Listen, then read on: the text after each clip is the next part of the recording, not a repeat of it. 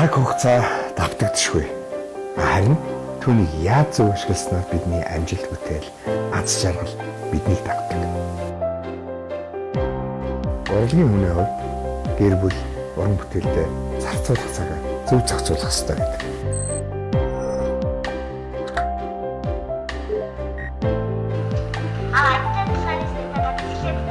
Бидний хэрэглээ улам ухаалаг болсоор байгаа нь та бүхэнд харагдаж байна. Харин энэ бүхэн надад үнэхээр их таалагдаж байна. Ухаалаг орон сууц. King Tower Apartment.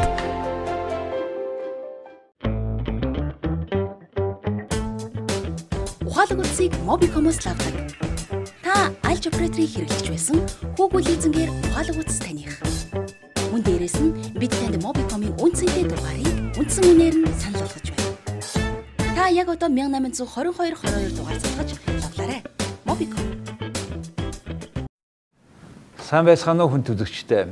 Өнөөдөр манай дефактоны төрөлгийн зочноор НҮБ-ийн Хүүхдийн Сангийн Зүүн Аз Номхон Далайн бүс нутгийн захирал ноён Даниел Түүл оролцож байна.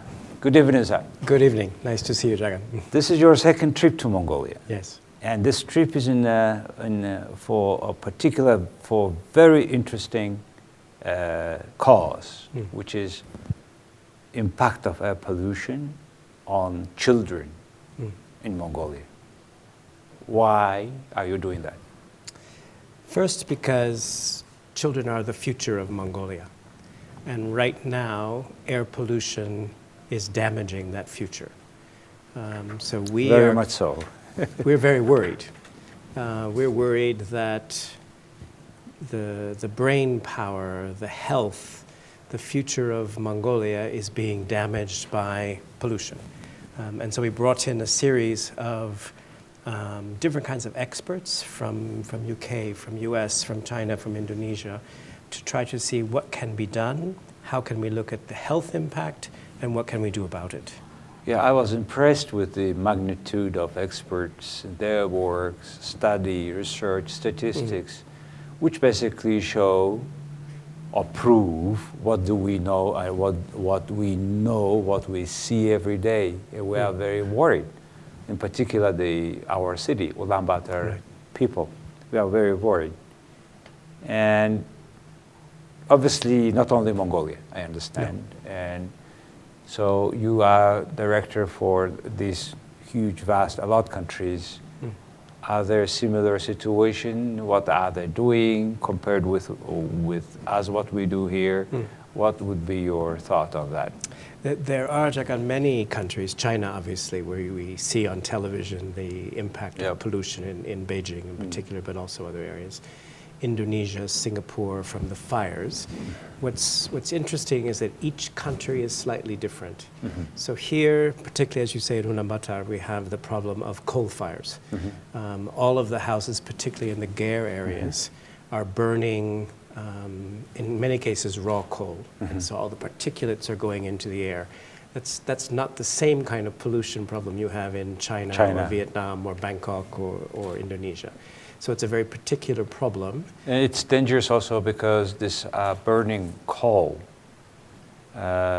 produces the particular size of particles that goes deep into the lung. You were listening this morning. Yes, very much so. Because we keep hearing Mongolia had their monitoring. They keep there's several watchdogs all around the city. I mean, unlike 10 years ago. Today is doing well. We see statistics. And we are even more worried. Yeah.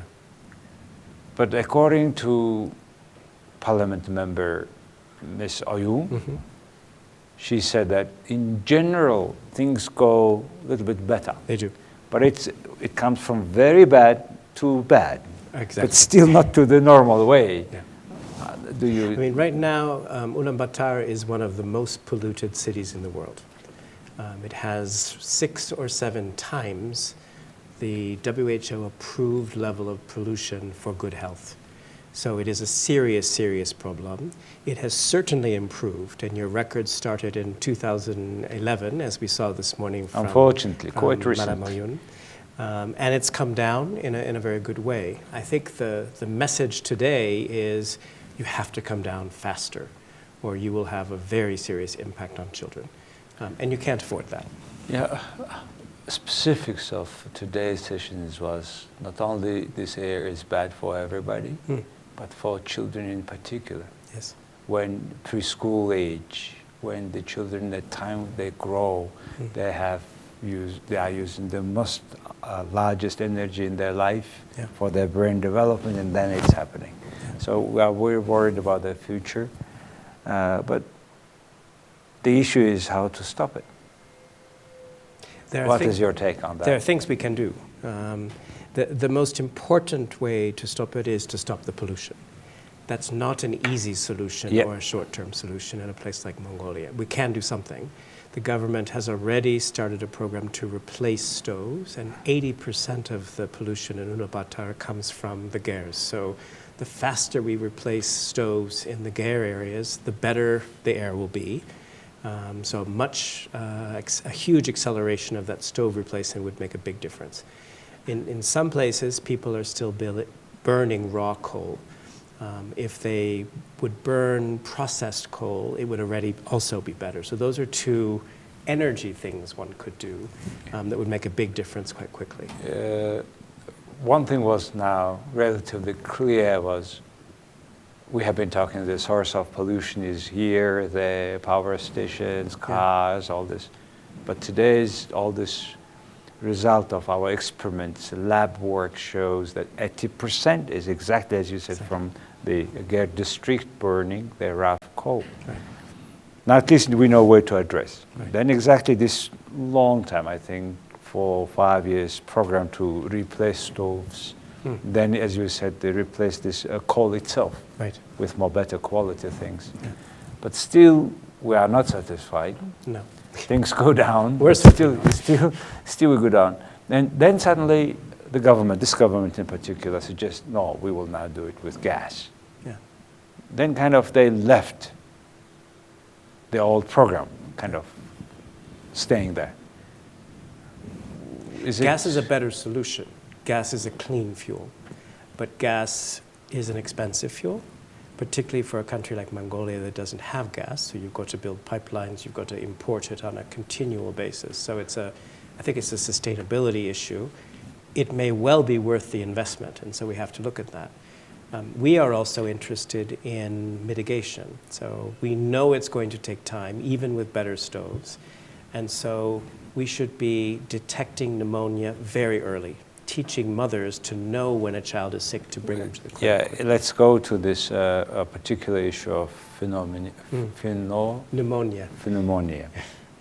We call it khatqa. That the certain way comes to the lung of the children. Yeah. And so first, what's clear is let's continue this replacing the stoves, have a better coal to burn, then let it go this gas, but it will take time, it will take money. Right. Meanwhile, let it go both, but then how to treat that phenomena, the pneumonia? To deal with these kids which had already for years have been taking this air, what can we do now? Yeah. Pneumonia is what we call an acute respiratory infection. That's an easier word.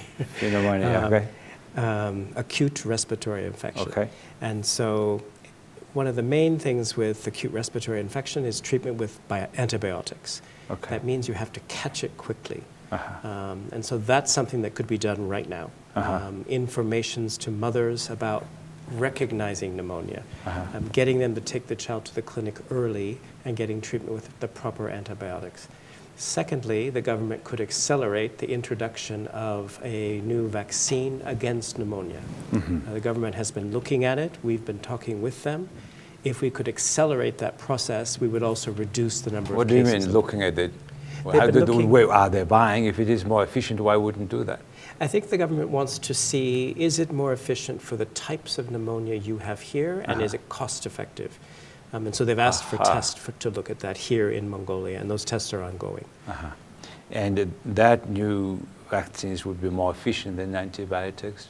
It's prevention. So antibiotics treats it when you have it. Prevention. The vaccine, like all vaccines, help you prevent it. It's worked in many, many countries. It's a new vaccine. Is it going to be expensive? It is expensive, but the payoff is also very high. Is it preventing the kids having this sort of because it's diseases? It's something that we can prevent with a vaccine. So that would be a big step forward to accelerate that process. Mm-hmm. So now we had a 2-day conference we have been having in this conference. What is the expected result? What is it after? Yeah, I think for UNICEF, we wanted to raise awareness. We want people to understand that not just that the pollution is a problem, that it's difficult to breathe, that it feels bad, but it has a very direct influence on the children, on their health, on their education, and therefore on the future of the country. And so that, I think we've achieved already with just better understanding with news coverage, etc. By bringing in people from other countries, we also wanted to help Mongolia look at options. What would it cost to do gas? Exactly. That's not UNICEF. It might be the World Bank, it might be ADB, it might be the government itself. Yes. But we have to look at all the options and what's the best option long term. Yeah, certainly you do. You have increased this awareness. People are more worried with the clear statistics, and the researchers, independent research, most importantly, from different countries, and the way they're introducing the issues are really huge. We either address now or we will be late. We'll be a whole generation will be sick of this disease, and it will be more expensive to treat them when they are old, right? Yeah. Speaking about this children case, UNICEF is doing a lot. Several programs in Mongolia in particular, certain interesting initiatives about, we call it WASH, about water sanitation, hygiene. How do you find that program being in Mongolia implemented? I think it's doing well. I visited here, as you said, in November 2014, and I was able to go to Nalak and visit some of those schools where we have put in mobile sanitation. And so I think you have to understand that many of the preschools in particular have no toilets. And even when it's not cold, that's very dangerous because children will have parasites, they will have viruses, and we're going to spread that. So anything we can do to increase sanitation coverage generally will be good for health. Certainly in cold months, if they have inside sanitation, they're more likely to use it. This is a fantastic program. I have visited this one in Hupsgulaimak, Nalak district, where UNICEF Mongolia is taking as example the way how you can relatively cheaper solve the issue, bring in just container kind of type of wash facilities. They have shower, they have toilet, which was different case, right? Before the children could go at night, -40, they would go from dormitory to that toilet. And I have met some of the children. This is a big change. I like the program because it shows if you have that aim to help, you can do it. And I think our private sector, Mongolian community will support that. The other thing is the children I saw in Nalek, the kids from I think fourth, we call it Horo, the children mostly Kazakh origin children, 90% unemployed. They come to the Ger kindergarten with that facility. Now this different culture. They're washing their, and they're demanding their parents doing the same. I think it's a cultural change. The other thing is, I saw with also another big program UNICEF Mongolia is doing is preschool children education and the nutrition. Right. So what you would say about that nutrition program that UNICEF is doing in Mongolia? You're in dangerous ground because I used to work in nutrition. I could talk a long time. Nutrition is how we survive. It starts with breast milk, and that's the best food possible for a young infant. And then we have to look at what the child gets next, because it's when the child stops breastfeeding over time that water is introduced, that other food is introduced, and that's how they get infections, that's how they become ill, and that's how they become stunted or short for their age. Breastfeeding until? Usually we say 2 years. 2 years. Exclusive for 6 months. There is nothing replacing that value. There cannot be. Nothing. Even Unlike many people No. believe or many companies suggest you. But it is not. Okay. For- Up to 2 years, breastfeeding. Yeah. As of 6 months, a child needs more. It should continue breastfeeding. So exclusive breastfeeding 6 months, Okay. and then slow introduction of other foods Other food. Okay. to supplement the breast milk. I see. And that's when, if you give a child dirty water, Yes. they will become ill. Okay. And so that's an important point. What's important about nutrition here is that not all water is clean, and so the likelihood of infection is high. And then we need to look at, do children have access to all the nutrients they need? So there are many minerals and trace elements that children need to grow. We call them micronutrients.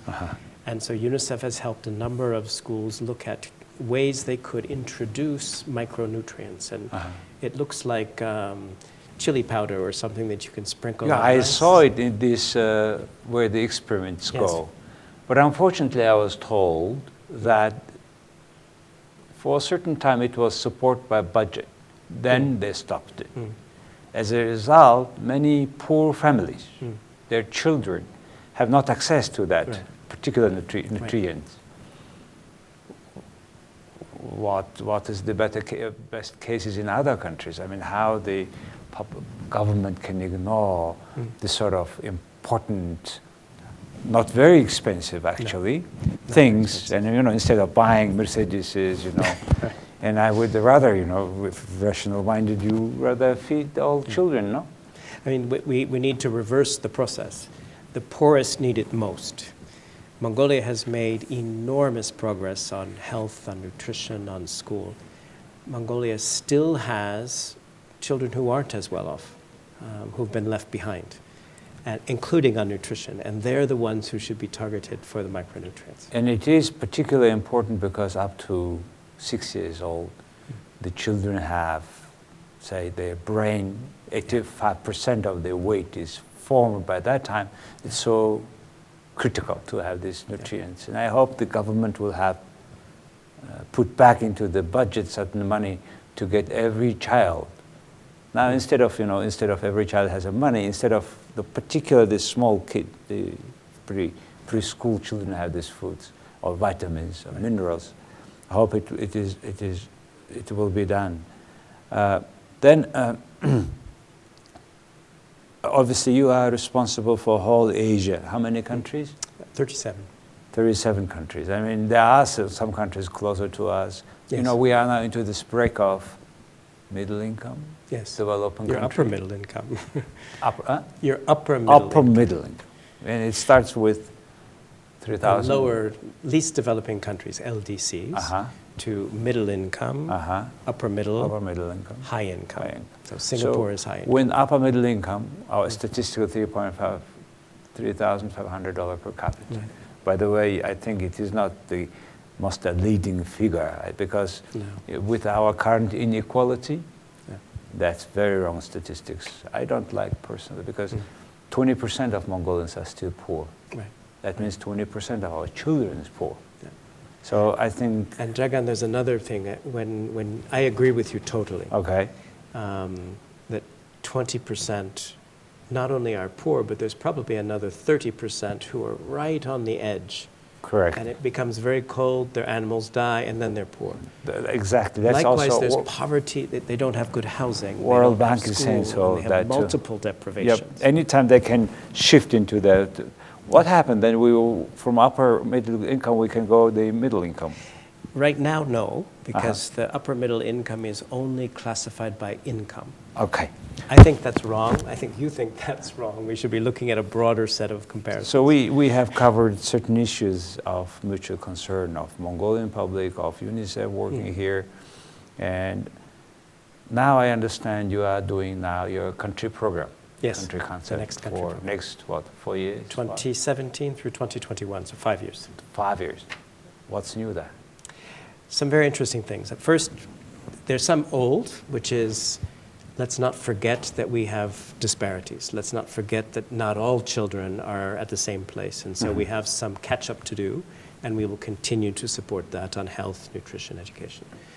Then we're looking at new areas, air pollution. What's that impact on children? We're looking at the corporate sector. What's the role of the corporate sector, which is very important, the extractive industries, for example.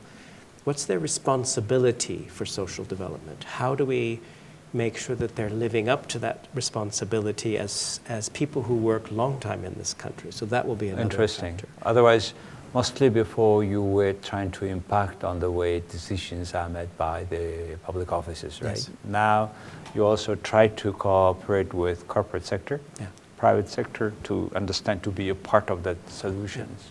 And to be both. It's to talk indeed, both to government and corporate. Indeed, with this growing private sector, in particular with more accent in the mining industries, I think the companies themselves will go, I think, They with will. pleasure as soon as we give that project like this to regions we were talking about. Where this government can do more towards children? First, I would say the government has done a lot. The progress is very impressive, and I use Mongolia as an example Wow. in the rest of Asia. Okay. Because a small population, a fragile budget, which is very dependent on one sector, and yet good laws, good progress, attention to those who are left behind. So now the question is, how do we catch those who are left out, catch up and make sure we finish the unfinished business of survival, education, development? I would like to see, and that's why I'm here this week, progress on air pollution, because that's a government decision about how they're going to implement that. I would also like to see that they are looking at a continuation of their cash grants to children. It was the first country in the world to have a universal cash grant. It was later changed to a targeted cash grant, but it means that the government is committed to helping the poorest. Well, from times to times we find that this is more kind of political election campaign work, but we should say also that people also dependent on this cash. And the only issue is, should it be equal to everybody? For example, I don't think that the richest quantile of the population will need that money. No. So on one side. On the other side, we give one of few countries probably. Remember that in England, the Thatcher was stopping the milk, giving it to every child. But kind of the situation is here now, because on one side we cannot afford giving this milk. On the other side, why we would give this small milk to somebody, to a wealthy family, rather we would give to the poor family too, portion of it. How does it work in the region? How does you help, but you help the most needed, not the most the not needed. It's a hard decision. Universal grants are based on the idea that the little bit that you spend for those who don't need is okay because you're going to get everyone. When you target things, you risk missing people because they're too far out, they're not in your census or something. And so the error of excluding people is costly. It also costs money to find the right people. And so some governments go for universal because they think it's easier. The disadvantage is you give little bits to everyone. If you target, you can give more to those who need. If you compare both, what would be your favor? I think in general we see targeting works. If you target too narrowly, it's too costly. I see. And so you've got to have a broader scope. Also because many families who aren't poor are very close to poor, and they can easily fall down. Okay. Last kind of, almost one of a few last questions is about you. You have been working with UNICEF. And obviously I have noticed one common thing with you guys working with UNICEF. I have friends working, and then I saw all you guys have a lot of passion for children. Yes. I mean, well, how it happened to you and when you start to work with UNICEF? I started working with UNICEF in 1986, so a long time ago. And I worked first in Africa for almost 15 years. And what I love about UNICEF is that it is focused on results. Result-based.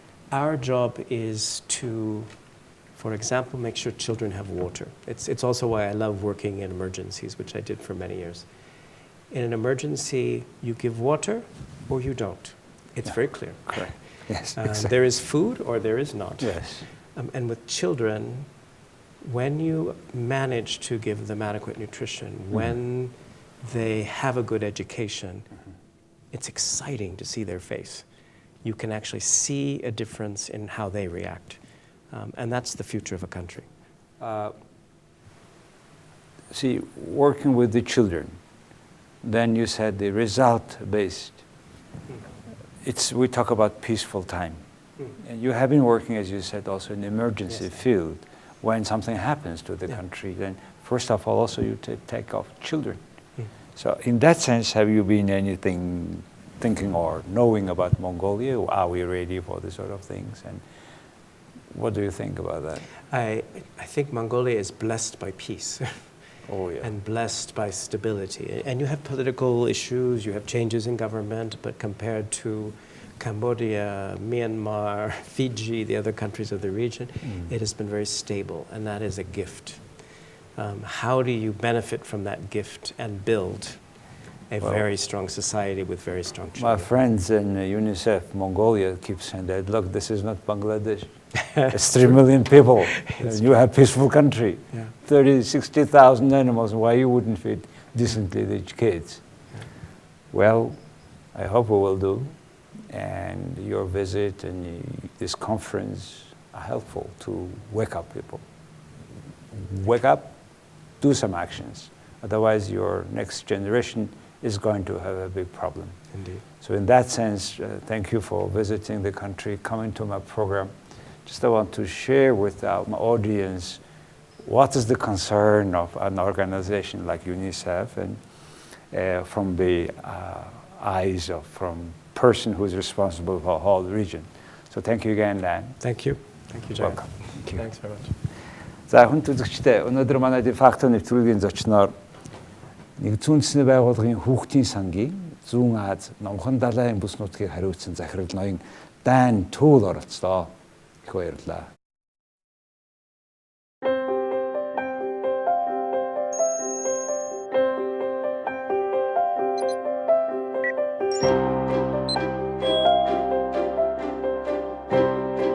Цаг хугацаа давтагдчихгүй. Харин түүнийг яаж зөв ашигласнаар бидний амжилт бүтээл, аз жаргал биднийг дагдаг. Урлагийн хүний хувьд гэр бүл, уран бүтээлдээ зарцуулах цагаа зөв зохицуулах хэрэгтэй гэдэг.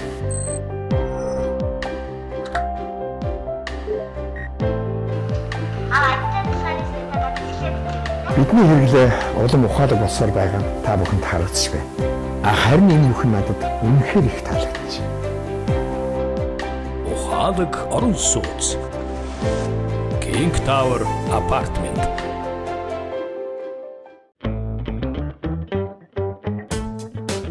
Ухаалаг утсыг Mobicom-оос авдаг. Та аль операторыг хэрэглэж байсан хүүгүүл эзэнгээр ухаалаг утас таних. Мөн дээрээс нь бид танд Mobicom-ийн үнцэнтэй дугаарыг үндсэн үнээр нь санал болгож байна.